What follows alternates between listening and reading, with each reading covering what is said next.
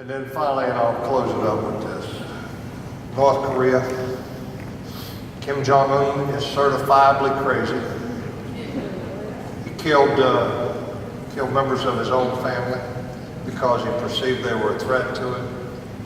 He has atomic weapons, and he has surrounded himself by people who will not tell him the truth. He's surrounded by people that if they tell him the truth and that he doesn't like that truth, he kills them. So they're only going to tell him nice things. They're only going to tell him what he wants to hear. And that's a very dangerous situation, because if he says, can I win a nuclear war, they're going to say yes. He has an H bomb. Now the media says he doesn't have a hydrogen bomb, but the truth of the matter is he does have a hydrogen bomb. And the experts are saying that he has a hydrogen bomb, and he has a delivery system, and it's called a satellite. You say, what? During the Super Bowl this year, did any of you see that a North Korean satellite flew over the Super Bowl? With an H-bomb, all they need is a 100-pound warhead capacity in that satellite. He's got two of them up there right now. All I need is a 100-pound satellite capacity. They could put an H-bomb that weighs approximately 100 pounds in there, and then all the experts say, but it's not a problem because they can't re-enter the Earth's atmosphere because they don't have the technology. The satellite will blow up. Wait a minute. Have you ever heard of an electromagnetic pulse? EMP. Well, the perfect altitude for an EMP attack is 500 kilometers above the Earth's surface. If that satellite that went over the Super Bowl actually has an H-bomb warhead in it, that could get 500 kilometers over America and detonate that thing, and it does exactly what an EMP is supposed to do, which it knocks out everything electronic. It knocks out all power grids. It knocks out anything with a computer chip on it. Your car won't run. That's what, pre-1984 or something. That's a serious threat. That's a far greater threat than him actually firing a nuclear weapon at an American interest. That's a serious threat. So, you ask yourself, well, how did we let him get a nuclear weapon? Well, it goes back to President Bill Clinton, who did exactly what we are doing with Iran. He did exactly the same thing, saying this will ensure that they never get a nuclear weapon. Now today they are, in fact, a verifiable, bona fide nuclear power. We're doing the same thing with Iran. It is time for us as Americans to get serious.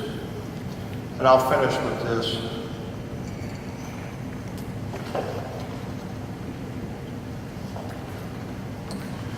I was a commander during the Black Hawk Down events in Mogadishu, Somalia. I lost 16 men there.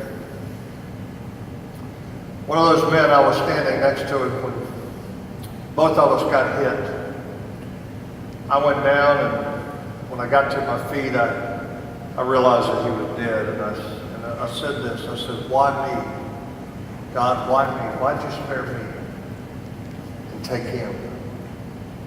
I'm ready to go, God. Why'd you spare me and take him? He has young children. Why did you take him, God, and spare me? I never said anything to anybody about that.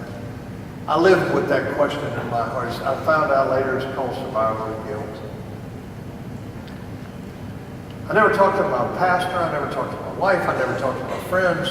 It was just a silent question between me and God. Why did you take him, God? I was right there with him. I got hit. But my injuries were not serious. I went to work at the Family Research Council, a great Christian advocate for the things that we as Christians believe in. Faith, family, and freedom. I became the executive vice president in July of 2012, and I was sitting in my office on the 15th of August of 2012, and I heard 3 shots. Boom, boom, boom. I ran from my office into the lobby of the Family Research Council in downtown Washington, D.C. And there was blood everywhere. And our building manager, with bleeding profusely with a gaping hole in his arm, was down on the ground with this man that was laying there with a pistol laying in front of him, a 9mm pistol, and blood everywhere. This man had come in our building. He was an activist with a local LGBT organization in Washington, D.C. He came in our building to kill us, me, and Tony Perkins, and as many others as he could. And he told the judge that. Going to kill us because he said we were a hate group. We hated homosexuals. Really? You really think that? That's not true. But he was there to kill us because he said we were part of a hate group that hated homosexuals.